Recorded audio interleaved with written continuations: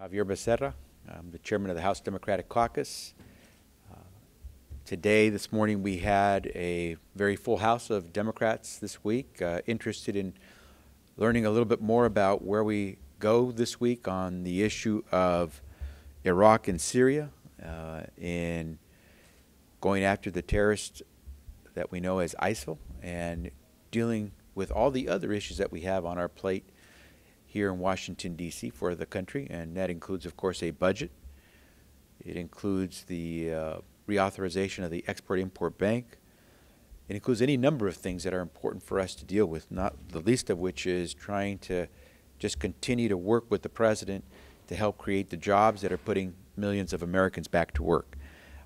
I will touch on just a couple of points because we did run a little late. We had a very good conversation. Lots of questions, lots of comments directed at Tony Blinken from the White House and the National Security Council, who gave us further amplification of some of the things that he has said in the past. It was not a classified setting, so it was all things that members had been told before in an unclassified setting. I will say that the more that I hear, the more it becomes clear that the President is correct. We must act. And we must act deliberately. We must act decisively in dealing with any threats to the American people and to our homeland, to those partners that we have in the region and abroad, to make sure that these threats don't come home in ways that could truly do us harm. And so I believe the President has set forth a course of action. Second, it's also becoming clear that the real test here is not to our will as Americans. It's a test of our alliance, whether it's NATO or whether the countries in the region most affected, whether it's the Arab League countries, whether it's a country like Turkey or Saudi Arabia, Jordan, or the Arab Emirates. You name those countries that are in that region that are going to suffer the most if we don't deal with this terrorism and the threat of insurgency that we see coming from this group called ISIL. And so more and more, I think it's becoming clear, and it should become clear to Americans, that it's not a test of our will as Americans. We're ready. And as the President said before, the one constant in this fight is America's leadership. And so I feel very clear-minded and firmly in my position is saying that America is ready to do what it must to protect its people and its homeland. I hope that the rest of the nations that would be impacted are prepared to do the same thing as well. And certainly that would include, first and foremost, the government of Iraq, which must step to the plate. Because at some point, the real question will be before us, the real battle, which is, do Iraqis wish to be Iraqis? Or do they wish to be Sunni, Shia, Kurd, and Christian? In which case, no amount of troops on the ground from any country can solve the problem of a disintegrating Iraq. And so for many of us, I believe the question is not if we have the will as Americans. That's been proven, and the President articulated that last week. It's whether the alliance that will be necessary to defeat these insurgency forces will be there, including with troops on the ground, if and when necessary, so that we can say that we all are going to work together as an alliance to defeat this threat, not just to Americans, not just to democracy, but quite honestly to our civilization. And so having said that, I will now withhold and see if there are any questions. Otherwise, I'll move on to my next meeting.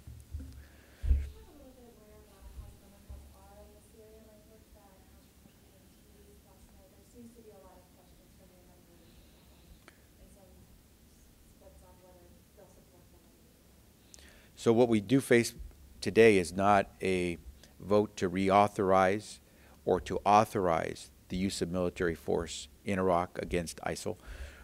What we will have this week for us is an amendment that would be attached to the continuing resolution for the budget to keep our government operating.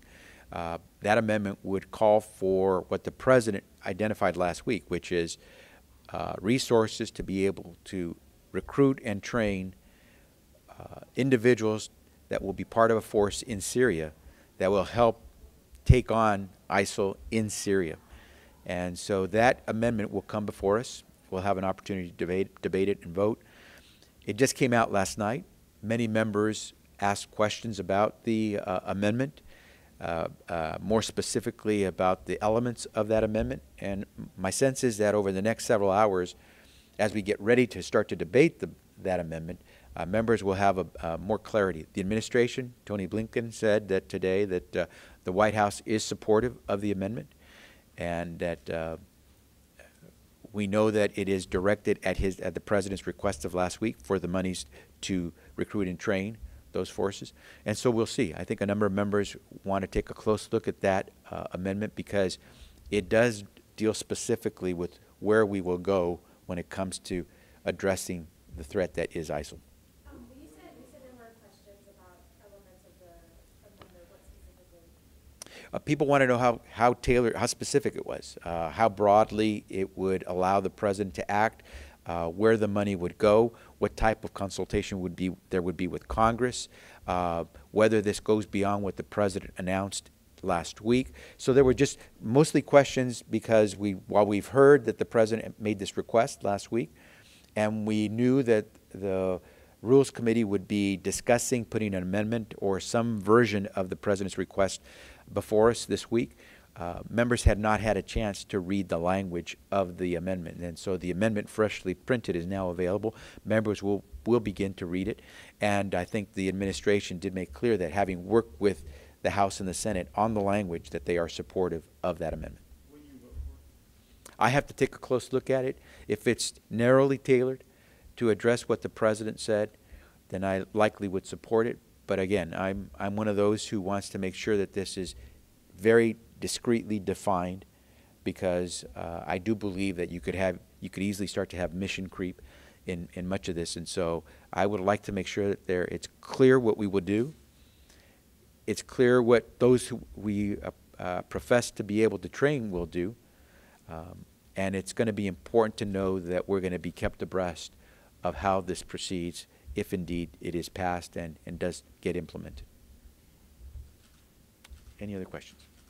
Yeah. Sorry if this was asked already, but there's obviously a push in your caucus for a broader authorization vote. Is there any talk of a promise, if we support this now, that there will be something when we come back and it lames up? Is that a possibility? None of that was ever asked, or certainly wasn't posed that way. But members will do what they feel they must do on this amendment, on this particular issue presented by the amendment with regard to resources to help recruit and train those to help fight ISIL within Syria. On the issue of whether there is an authorization to use military force with regard to ISIL, there was plenty of conversation and discussion about that. I believe most of the members who spoke, at least those who spoke, expressed a desire to have a vote on an authorization sooner than later. Some members would like to have that vote occur this week. Some members would like to make sure that we have one soon. And so I think you're going to see a lot of members expressing themselves as we see as things develop with regard to ISIL and how we'll approach it. The closer it becomes an intense and prolonged battle with ISIL, I think the more intensely you'll find the call within Congress to have an authorization to use military force vote. Where do you stand on that? I first believe that the president has the authority as the commander-in-chief under Article 2 of the Constitution to defend Americans and protect us. And so in the first instant, because we know that ISIL has killed Americans and would do more, I believe the president has the authority to do what he can to descend on that threat. And so I've supported the president, what he's done, and I supported what the president called for last week. The more it starts to verge towards a prolonged and intense action, as I mentioned, to the point of being called to war, then absolutely I'm one of those who believes that you must have a vote on an authorization to use military force. I don't believe that the 2001 authorization to use military force that was used to go after al-Qaeda and the Taliban is appropriate in this case. And the more we verge into something that would be considered war, the more I absolutely would expect that we would have a debate and a vote in Congress on whether to proceed. Are there any concerns about arming Syrian moderates and that weapons could fall into the wrong hands? Is that brought up in cases? Personally, I would always have that concern of arming anyone that isn't an American soldier. We see right now ISIL parading around in American military vehicles using American military equipment. We should always be concerned. At the same time, as the President, I believe, has said, and his administration has made clear, we need to have the folks on the ground tackle ISIL before they start asking others to stand up for them. And so if there are people who are ready to stand up and be trained and take on this militant insurgency called ISIL, I'm prepared to help train those individuals, so long as we can have a process which gives us a level of certainty about the vetting. I'm not interested in training human rights abusers to use American military weapons to fight ISIL and then find that the next day those weapons are being used against Americans. And so there's always that uncertainty and that danger that you train someone who ultimately turns a weapon on you. But right now we have an imminent threat in ISIL, and we want to make sure we tackle that threat as best we can with forces that are from the area. So I would support it, but again, cautiously. That's why we have to read that amendment very closely that provides the resources for that recruitment and training, because we want to make sure that it gives us as much as possible the guarantees that we're not going to be just loosely spending the money, but we're going to be training folks who really have a high confidence that they will be acting the way we want them to act. Once we do arm and train, is there a way to monitor them so that we would know if they're acting the way we want them to? You know, those are all great questions, the questions we're asking as well. How are you recruiting? What are you training them to do? Who will lead them in the fight?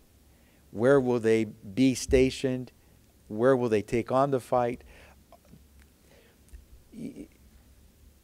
That's why we see the President sending some of our military personnel right now into the region, because you can't do it from thousands of miles away in Washington, D.C.